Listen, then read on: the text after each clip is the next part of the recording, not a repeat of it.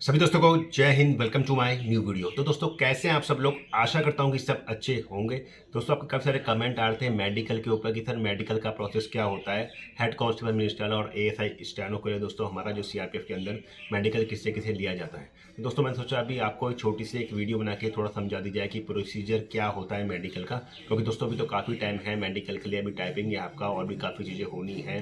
लेकिन दोस्तों मेडिकल भी बहुत ही एक इंपॉर्टेंट चीज़ है, क्योंकि काफ़ी सारे बच्चे जो होते हैं दोस्तों मेडिकल में भी बाहर हो जाते हैं। तो दोस्तों एक छोटी वीडियो मैंने बनाई है आपके लिए, ताकि आपको समझ में आए कि प्रोसीजर क्या होता है और क्या क्या चीज़ों का आपको ध्यान रखना है। बाकी दोस्तों डिटेल में वीडियो में बाद में बना के लाऊंगा आपके लिए जब आपका मेडिकल होने वाला होगा उसमें। तो दोस्तों अगर वीडियो अच्छी लगे तो प्लीज़ वीडियो को लाइक और शेयर करें, चैनल को सब्सक्राइब करें, बेल आइकन प्रेस करें ताकि आने वाली वीडियो का नोटिफिकेशन पहले आपको मिल सके। चलते हैं दोस्तों वीडियो की तरफ। तो दोस्तों सबसे पहले आपको बताना चाहूँगा कि जब भी आप मेडिकल देने के लिए जाएंगे तो दोस्तों उस समय आप 1 से 2 दिन का अपना इंतजाम करके जाइएगा, क्योंकि जब भी आपका मेडिकल होता है तो दोस्तों उसमें मिनिमम 2 दिन तो आपके लगने ही लगने हैं। तो जिस भी सेंटर में आपका मेडिकल होगा सीआरपीएफ की तरफ से आपको लेटर आएगा और बताया जाएगा कि कहाँ पे आपका सेंटर है और किस दिन आपका मेडिकल लिया जाएगा, क्योंकि सीआरपीएफ की तो दोस्तों ये भर्ती कराई जा रही है तो सीआरपीएफ ही इसका मेडिकल लेगी। इसके बाद दोस्तों ये होता है कि मेडिकल के प्रोसेस में कई बच्चों के मेरे पास कमेंट आ रहे थे कि सर हमने ऑपरेशन कराया है तो क्या चीज़ ऑपरेशन में प्रॉब्लम है। तो दोस्तों यदि आपके ऑपरेशन को 1 साल हो गया है और जिस बॉडी पार्ट का आपने ऑपरेशन कराया है वो बिल्कुल अच्छी तरह से रिकवर हो गया है, बढ़िया से मूवमेंट कर रहा है, कोई प्रॉब्लम नहीं है, तो दोस्तों कोई दिक्कत नहीं है इसमें। हाँ दोस्तों होता ये है कि निशान जरूर पड़ जाता है यदि आपका ऑपरेशन हुआ है उस जगह में, तो हल्का सा एक निशान होगा ऑपरेशन का, तो दोस्तों उससे कोई दिक्कत नहीं है। बस ये है कि वो बॉडी पार्ट प्रॉपर मूवमेंट करता हो, उससे जो हम काम करते हैं वो दोस्तों बिल्कुल सही हो।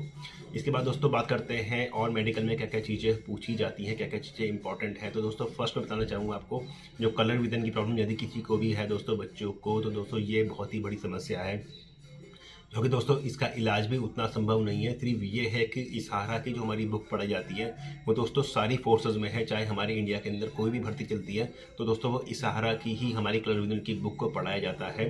तो दोस्तों उसमें आप प्रैक्टिस कर सकते हैं, यूट्यूब में मैंने भी वीडियो बना के पोस्ट करी है। यदि आप वो नंबर्स जो है क्लियर पढ़ पा रहे हैं तो आपको कोई प्रॉब्लम नहीं है। और दोस्तों बताना चाहूँगा यदि आपको नंबर पढ़ते समय जो आपको पढ़ाया जाएगा 1 या 2 या 3 पेज पढ़ाया जाएगा, तो दोस्तों उसमें यदि आपने ज़्यादा टाइम लगा दिया बताने में कि ये क्या वर्ड लिखा है, तो दोस्तों आपसे फिर पूरी बुक पढ़ाई जाती है। एक एक का जो पन्ना होता है पूरी बुक का, इशारा की कलर विजन की जो बुक होती है उसका दोस्तों पूरा एक एक पेज आपसे पढ़ाया जाता है। तो दोस्तों यदि आपको कलर विजन की समस्या है तो ये बहुत बड़ी समस्या है और इसमें आप मेडिकल ग्राउंड पे अनफिट हो सकते हैं, परमानेंट आपको रिजेक्शन मिल सकता है दोस्तों कलर विजन की प्रॉब्लम पे, क्योंकि दोस्तों इसका ऐसा कोई सोल्यूशन भी नहीं है। और पर ये समस्या दोस्तों आगे तक बनी रहती है, चाहे किसी भी उसमें जाए फोर्सेस के अंदर। तो कलर विजन दोस्तों बहुत ही इंपॉर्टेंट चीज़ है। दोस्तों आंखों को लेकर बहुत बड़े मेरे पास डाउट आते हैं कि सर आंखों में क्या चीज़ें चेक होती हैं। तो दोस्तों आंखों के 3-4 टेस्ट होते हैं, जैसे आपको बताना चाहूँगा। दूर दृष्टि का भी होता है, जो हमारे सामने की आँख का, दूर की आँख का दोस्तों इस तरीके से आई प्रॉपर मूवमेंट कर रही है या नहीं कर रही है, ये टेस्ट होता है। इसके बाद दोस्तों ये देखा जाता है कि आपके आँख में बहंगापन तो नहीं है, पेन से एक पेन लेके इधर उधर घुमाया जाता है अपनी आंखों को और दूर से जो है चार्ट को रीड करा जाता है। दोस्तों 3-4 टेस्ट होते हैं हमारी आंख के। सिर्फ यही नहीं होता कि दूर से जो चार्ट होता है आई चार्ट उसको रीड करा दिया, दोस्तों वो तो होता ही होता है, लेकिन उसके अलावा भी 3-4 आंख के टेस्ट और होते हैं जिसमें कलर विजन भी दोस्तों इंक्लूड है।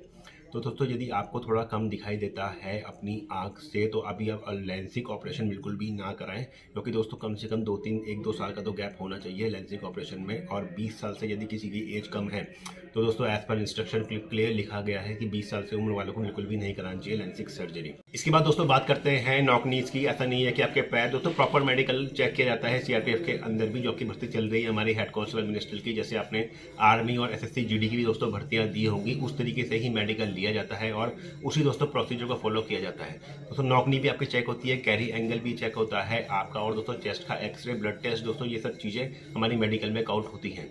अभी दोस्तों उतना मैं आपको ब्रीफ में नहीं समझा रहा हूँ, क्योंकि मेडिकल के लिए अभी काफ़ी टाइम है। फर्स्ट में होगा अभी आपकी टाइपिंग के बाद दोस्तों डॉक्यूमेंटेशन और पीएसटी यानी कि फिजिकल स्टैंडर्ड टेस्ट लिया जाएगा, जिसमें दोस्तों सिर्फ आपकी हाइट, वेट और चेस्ट को नापा जाएगा। दोस्तों इसमें कोई हमारा फिजिकल ऐसा इवेंट नहीं है, कोई रनिंग आपकी नहीं कराई जाएगी।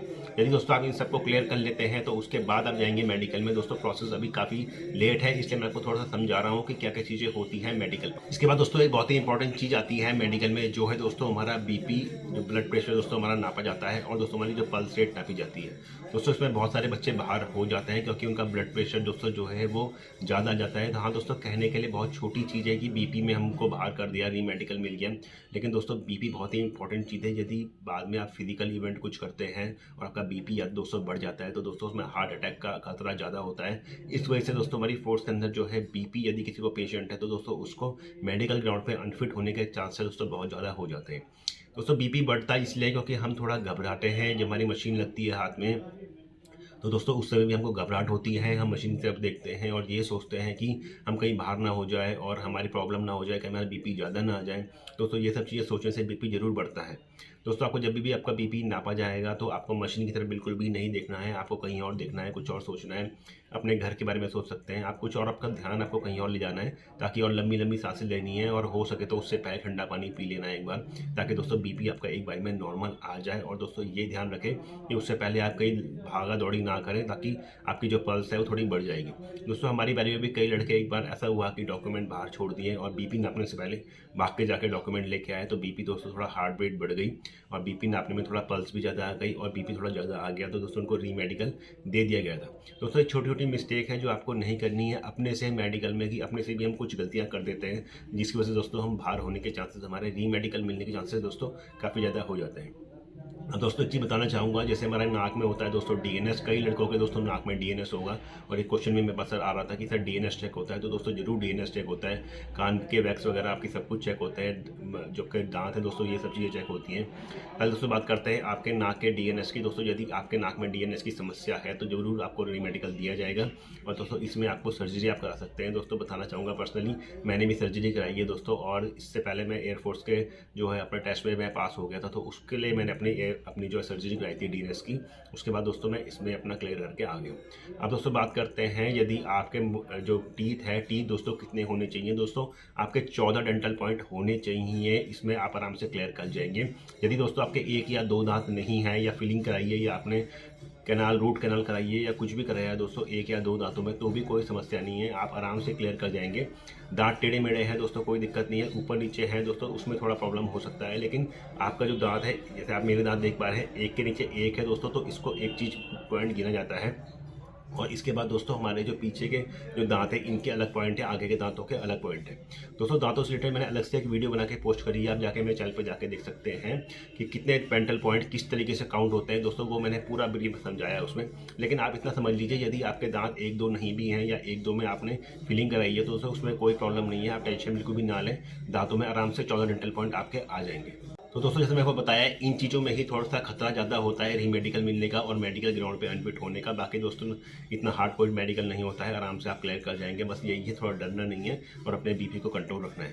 दोस्तों मेडिकल के अलावा यदि आपको कुछ और मुझसे पूछना है तो आप कमेंट बॉक्स में कमेंट कर सकते हैं दोस्तों। और अगर वीडियो अच्छी लगे तो प्लीज़ वीडियो को लाइक और शेयर करें, चैनल को सब्सक्राइब करें, बेल आइकन प्रेस करें ताकि आने वाली वीडियो का नोटिफिकेशन आपको मिल सके।